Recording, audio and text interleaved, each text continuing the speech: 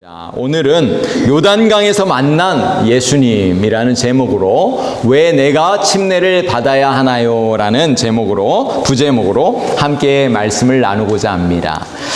성지순례에 가면 반드시 방문해야 하는 곳이 있는데 그곳이 바로 예수님께서 침례를 받으셨던 그런 침례터입니다. 성지순례팀이 방문한 예수님의 침례터는 예루살렘에서 약 40분 정도 떨어져 있는 그런 곳입니다. 저희가 방문한 지역은 카스르엘 야우드, 제가 사진을 준비했는데요. 카스르엘 야우드라는 그런 곳입니다. 이곳이 바로 요단강, 예수님께서 침례 받으셨던 곳으로 이렇게 추정하는 그런 지역입니다. 요단강에 방문했을 때 2000년 전에 예수님께서 침례를 받으셨던 그런 모습들을 상상해 보았습니다. 예수님은 공생의 사역을 시작하시면서 침례 요한에게 침례를 받으셨죠. 성지순례에 참여한 많은 사람들이 예수님의 그 발자취를 따라가기 위해서 침례식을 거행하기도 합니다. 저희 성지순례팀은 침례식을 거행하지 않았지만 물속에 들어가서 예수님의 그 침례식을 상상하면서 또 말씀을 묵상하고 또 예수님께서 왜 침례를 받으셨을까 이런 생각을 저는 해보았습니다. 여러분, 왜 예수님은 침례를 받으셨을까요? 사실 예수님은 침례를 받으실 필요가 없는 분이셨습니다. 왜냐하면 예수님은 죄가 없으셨기 때문이죠. 하나님의 아들이신 예수님이 도대체 왜 침례를 받으셨을까요? 일반적으로 침례를 받는 이유는 예수님을 개인의 구주와 주님으로 믿기 때문에 침례를 받습니다. 자신의 모든 죄를 회개하고 하나님의 자녀로 살기로 결단했기 때문에 침례를 받습니다. 자신이 진정한 그리스도인이라는 사실을 공식적으로 알리기 위해서 침례를 받는 것이죠. 그럼에도 불구하고 예수님은 이 모든 사항에 해당되지 않습니다. 제가 이렇게 사진을 준비했는데 요단강에서 우리가 생각하는 그런 큰 강이 아니라 작은 강입니다. 그리고 물도 이렇게 좀 깨끗한 물은 아니었어요. 약간 흙탕물 같은 그런 물이었어요. 그럼에도 불구하고 예수님께서 이곳에서 침례를 받으셨구나 이렇게 생각을 하다 보니까 감격스럽더라고요. 네. 침례 요한조차도 예수님께서 침례를 받으시려고 나오실 때 예수님께 침례를 베푸는 것을 주저했습니다. 예수님이 자신에게 침례를 받으러 오시는 것을 보고 요한은 당황했어요. 그래서 메시아로 오신 예수님에게 침례를 준다는 것은 말도 안 되는 일이라 이렇게 생각을 했던 것이죠. 도리어 자신이 예수님께 침례를 받기를 원했다 이렇게 말씀한 거죠. 그때 예수님께서 침례 요한에게 말씀하십니다. 오늘 본문의 15절 말씀인데요. 15절 말씀을 보시면은 예수께서 대답하여 가라사대 이제 허락하라. 우리가 이와 같이 하여 모든 의를 이루는 것이 합당하니라 하신데 이에 요한이 허락하는지라. 다른 성경에 보면은 이와 같이 하여 모든 의를 이루는 것이 합당하다 이 부분을 이렇게 번역하고 있습니다. 이렇게 하는 것이 하나님의 뜻이다. 예수님이 침례를 받는 것이 하나님의 뜻이다라고 이렇게 말씀하고 있는 것이죠. 그제서야 요한은 예수님에게 침례를 베풀었던 것입니다. 도대체 예수님의 침례식에는 어떤 깊은 뜻이 있었을까요? 오늘 우리에게 어떤 의미를 주고 있는 것일까요? 저는 오늘 여러분들과 함께 예수님의 침례식에 담겨져 있는 세 가지 의미를 우리 함께 찾아보기를 원합니다. 첫 번째 의미는 예수님의 침례식은 우리를 향한 모범이라는 거예요. 모범. 이그젬플이라는 것이죠. 오늘날 거행되고 있는 침례와 예수님의 침례식은 약간 다른 의미를 가지고 있습니다. 그렇지만 예수님의 침례식은 오늘 우리에게 모범을 보여주는 그런 침례 예식이라는 것입니다. 예수님은 그의 제자들이 침례를 받음으로 자신들의 신앙을 고백하고 예수님을 따라오기를 원하셨습니다. 자신의 제자들을 위해서 예수님께서 친히 침례를 받지 않으셔도 되는 예수님께서 모범을 보이신 것입니다. 사실 예수 그리스도의 전 생애는 우리가 따라가야 할 삶의 모범이라고 성경은 분명하게 가르쳐주고 있습니다. 베드로전서 2장 21절 말씀을 우리 같이 한음성으로 한번 읽어보겠습니다. 이를 위하여 너희가 부르심을 입었으니 그리스도도 너희를 위하여 고난을 받으사 너희에게 본을 끼쳐 그 자취를 따라오게 하려 하셨으니. 아멘. 예수님께서 고난을 받으신 것도 우리에게 본을 보이셨다는 것입니다. 예수님의 삶은 우리의 삶의 모범입니다. example. 네. 그렇다면 예수님의 침례식도 우리가 따라가야 할 모범이 되는 것입니다. 저는 우리 한글 성경을 볼 때마다 좀 안타까운 것이 있어요. 그 성경 번역을 베프티즘을 왜 세례로 이렇게 번역했을까라는 그런 아쉬움이 있어요. 베프티즘은 사실 번역을 정확하게 번역하면 침례로 번역을 해야 되잖아요. 그런데 세례로 번역을 하고 있는 것이죠. 세례와 침례는 의미가 조금 다릅니다. 세례는 물을 뿌리는 것이죠. 세례의 의미는 죄를 씻는다라는 그런 의미를 가지고 있습니다. 그러나 침례는 죽음과 부활을 상징하는 거예요. 침례는 물속에 잠기는 의식입니다. 침례 교회는 예수님께서 우리에게 보여주신 그대로 예수님의 그 모범을 따르고자 예수님이 침례를 받으셨기 때문에 우리도 동일하게 침례를 베푸는 것이죠. 예수님이 받으신 것은 세례가 아니었잖아요. 침례를 받으셨잖아요. 물속에 완전히 잠기는 그런 침례를 의미하는 것이죠. 왜 침례교회가 침례를 고수하는 것일까요? 침례를 그대로 행하는 것일까요? 그 이유는 한 가지입니다. 성경의 말씀을 그대로 지키기 위함입니다. 예수님께서 행하신 그대로 따라가기 위해서 침례교회는 여전히 침례를 고수하고 있는 것이죠. 사실 저도 고등학교 때에는 세례를 받았습니다. 그때는 제가 다른 교단에서 신앙생활을 했기 때문에 교회가 행하던 그런 방식대로 세례를 받았습니다. 저는 성경에서 말하는 침례에 대한 정확한 의미를 알지 못했습니다. 그러다가 침례 교인이 된 다음에 침례와 세례가 어떻게 다른지, 그리고 침례가 왜 중요한지를 깨닫게 되었습니다.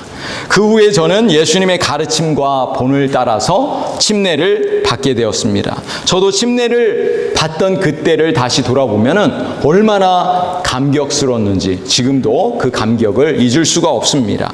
저의 마음 가운데 한 가지 소원이 있다면 평생 동안 예수님의 그 발자취를 따라가길 원합니다. 우리 모든 성도들도 아마 예수님의 발자취를 따라가길 원하실 것입니다. 예수님과 같은 성품과 인격과 그리고 그 모든 사역들을 우리가 따라갈 수 있기를 간절히 소원합니다. 우리 침례교인들은 침례가 가장 성경적인 신앙 고백이라고 믿습니다. 하지만 예수님을 자신의 개인의 구주로 믿고 세례를 받은 우리 성도들의 신앙 고백도 존중합니다. 그래서 웨인즈빌 교회 회원이 되는 일에 있어서 세례를 받았던 침례를 받았던 어떤 차별도 하지 않습니다. 우리 교회는 믿음으로 세례를 받은 사람들에게 그리고 침례를 강요하지 않습니다. 그렇죠? 네. 그러나 과거의 세례가 자신의 진실된 신앙 고백에 근거한 것이 아니었다면 신자의 침례에 순종한 것을 권면해 드립니다. 또한 웨인즈빌 교회의 직분인 목사와 또 안수 집사, 우리 서리 집사로 섬기기를 원하는 분들에게는 침례를 받으실 수 있도록 권면하고 있습니다. 또 아직까지 침례를 받지 않으신 분들이 있으시다면 침례를 받으시기를 권면해 드립니다. 과거의 세례를 받았지만 다시 한번 예수님의 그 발자취를 따라서 침례를 받기를 원하시는 분들이 있으시다면, 또 집사로 교회를 섬기기를 원하신다면 여러분에게 침례를 받으실 수 있도록 권면해 드립니다. 예수님께서 침례를 받으신 것을 한번 생각해 보세요. 예수님처럼 우리도 침례를 받을 수 있게 될 줄로 믿습니다. 그리고 성령의 인도하심을 따라서 예수님의 발자취를 우리가 순간순간마다 따라갈 수 있기를 간절히 축복합니다. 그런 의미에서 옆 사람을 보시면서 이렇게 한번 말씀해 주세요. 예수님의 발자취를 따라갑시다. 아멘. 자, 두 번째로 예수님의 침례는 이 공생의 사역의 시작이었습니다. 예수님께서 공생의 사역을 시작하기 전에 가장 먼저 한 일이 무엇이었죠? 바로 침례를 받으신 일이었습니다.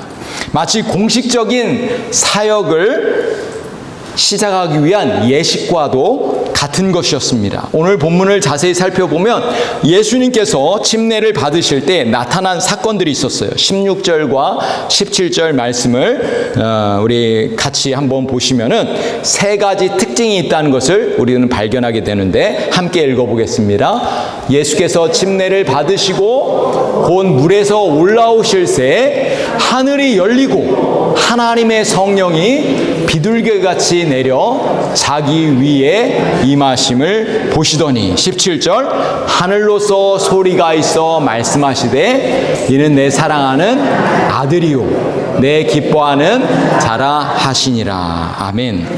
여러분, 세 가지 특징이 있었는데 어떤 특징이 있었냐면, 첫 번째는 하늘이 열렸다는 거예요.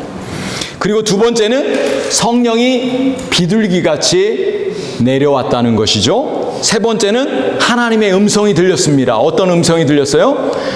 이는 내 사랑하는 아들이라. 성부 하나님의 그런 음성과 성령의 임재, 그리고 성자 예수님께서 침례를 받으셨다는 것입니다.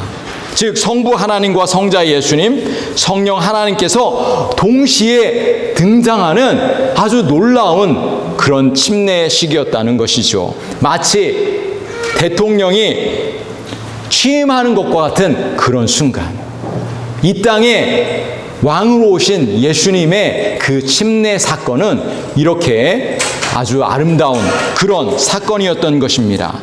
성부 하나님과 성령 하나님께서 성자 예수님의 공생의 시작을 축하하는 그런 장면인 것입니다. 우리 성도들도 마찬가지입니다. 우리 성도들이 침례를 받는 것은 공식적으로 우리에게 새로운 삶을, 새로운 신앙생활을 의미하는 것입니다. 그래서 우리 성도들이 침례식을 우리는 거행해야 되는 것이죠. 로마서 6장 3절에서 4절은 성경에서 침례의 의미를 아주 가장 잘 보여주는 말씀인데요. 우리 함께 읽어보도록 하겠습니다. 무릇 그리스도 예수와 합하여 침례를 받은 우리는 그의 죽으심과 합하여 침례 받은 줄을 알지 못하느냐? 그러므로 우리가 그의 죽으심과 합하여 침례를 받음으로 그와 함께 장사되었나니 이는 아버지의 영광으로 말미암아 그리스도를 죽은 자 가운데서 살리신 것 같이 우리로 또한 새 생명 가운데서 행하게 하려 하심이라. 아멘.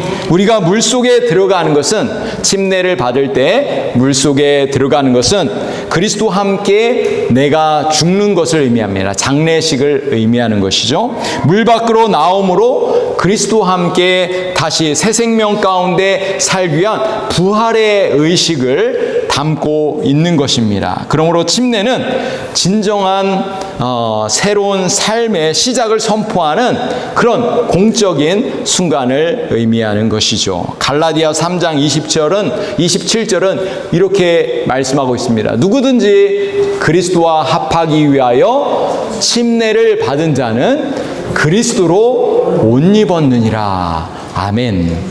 바울은 이 침례를 의미할 때, 침례를 설명할 때 그리스도로 옷 입는다 이렇게 말씀하고 있습니다. 이것은 우리의 과거의 죄를 벗어버리고 예수님이 주신 새 생명의 옷을 입는 것을 의미합니다. 그리스도인들에게 신앙의 첫 단추는 매우 중요한데 바로 침례식이 신앙의 첫 단추라는 거예요. 예수님은 공생의 사역을 위해서 침례를 받음으로 그런 공생의 사역을 시작했던 것이죠. 아직까지 여러분 침례를 받지 않으신 분이 있다면 예수님처럼 침례를 받으실 수 있기를 간절히 권면해 드립니다.